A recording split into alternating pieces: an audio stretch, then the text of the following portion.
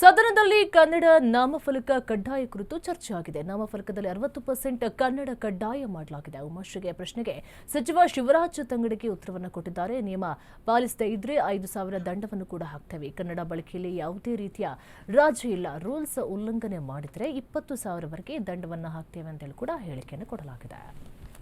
ಮುಖ್ಯವಾಗಿ ಕನ್ನಡ ಭಾಷೆಯನ್ನ ಫಲಕಗಳಲ್ಲಿ ನಾಮಫಲಕಗಳಲ್ಲಿ ಅಳವಡಿಸ್ತಕ್ಕಂಥ ಒಂದು ಅಭಿಯಾನ ಏನು ಶುರು ಮಾಡಿದ್ರು ನಮ್ಮ ಸಚಿವರು ನಮ್ಮ ಸರ್ಕಾರದಲ್ಲಿ, ಅದು ಸಂಪೂರ್ಣ ಆಗಿಲ್ಲ ಅನ್ನುವಂಥದ್ದನ್ನು ನಾನು ಕೇಳಿದ್ದೇನೆ.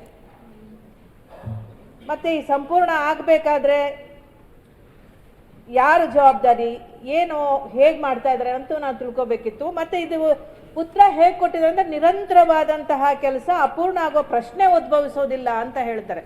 ಇರಬಹುದು ಎಲ್ಲೋ ಒಂದು ಆಗಾಗ ಹೊಸ ಅಂಗಡಿಗಳನ್ನು ಓಪನ್ ಮಾಡಿದವರು ಸಂಸ್ಥೆಗಳನ್ನು ಓಪನ್ ಮಾಡ್ಕೊಂಡವರು ಅವ್ರು ಮಾಡ್ಕೊಳ್ಬೇಕಾಗತ್ತೆ, ಅದು ನಾನು ಒಪ್ತೀನಿ.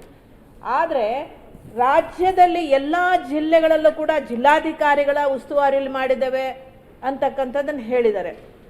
ರಾಜ್ಯದಲ್ಲಿ ಬೇರೆ ಬೇರೆ ಕಡೆ ನೋಡಿದಾಗ ಕೆಲವೊಂದು ಜಿಲ್ಲೆಗಳಲ್ಲಿ 100%, ಹುಬ್ಬಳ್ಳಿಯಲ್ಲಿ ಬಹಳ ಚೆನ್ನಾಗಿದೆ, ಅದೇ ಮೈಸೂರಲ್ಲಿ ಆಗಿಲ್ಲ. ಹೀಗೆ ನಾವು ನೋಡಿದಾಗ ಅಲ್ಲಲ್ಲಿ ನಮಗೆ ಅಪೂರ್ಣತೆ ಕಾಣ್ತದೆ. ಈ ಅಪೂರ್ಣತೆಯನ್ನು ಬಹಳ ನೀವು ಏನಂತೀವಿ ಕಡ್ಡಾಯವಾಗಿ ಮಾಡಲೇಬೇಕು ಅನ್ನುವಂಥ ಮನಸ್ಸಿಟ್ಕೊಂಡಿರೋರು ಯಾಕೆ ಇನ್ನೂ ಅದು ಸಂಪೂರ್ಣವಾಗಿ ಜಾರಿ ಆಗ್ತಾ ಇಲ್ಲ? ಈ ನಮ್ಮ ಕಾಯ್ದೆಯಲ್ಲಿ ಒಂದು ಅದಕ್ಕೆ ನಾನು ಉತ್ತರ ಕೊಡಿ. ನಿರಂತರವಾಗಿ ಪ್ರಕ್ರಿಯೆ ಅನ್ನೋದನ್ನ ಒಂದು ಹಾರಿಕೆ ಉತ್ತರ, ಬೇಜವಾಬ್ದಾರಿ ಅಧಿಕಾರಿಗಳು ಒಂದು ಬೇಜವಾಬ್ದಾರಿ ಉತ್ತರವನ್ನ ಕೊಟ್ರೆ ನೀವು ಒಪ್ಕೋಬೇಕಾಗಿಲ್ಲ ಇದನ್ನ. ಮತ್ತೆ ಇದಕ್ಕೆ ಸಂಬಂಧಪಟ್ಟ ಹಾಗೆ ಸಮಗ್ರವಾಗಿ ಕನ್ನಡವನ್ನ ಕಡ್ಡಾಯವಾಗಿ ಅನುಷ್ಠಾನಗೊಳಿಸಬೇಕು ಅಂತ ಹೇಳಿದ್ರೆ ಕಾಯ್ದೆಯಲ್ಲೇ ಹೇಳಿದ್ರಿ ರಾಜಭಾಷಾ ಆಯೋಗ ಆಗಬೇಕು ಅಂತ. ಆಯೋಗದ ರಚನೆ ಆಗಿಲ್ಲ. ಮತ್ತೆ ತಮ್ಮ ನೇತೃತ್ವದಲ್ಲಿ ಸಮಿತಿ ಇದೆ.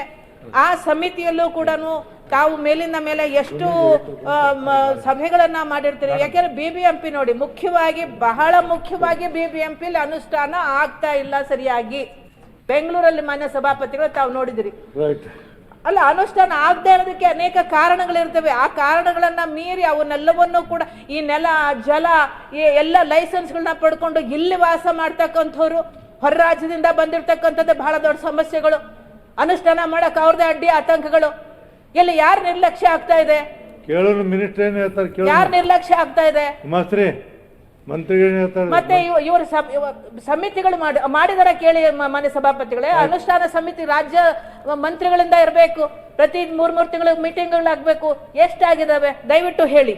ಇದು ಬಂದು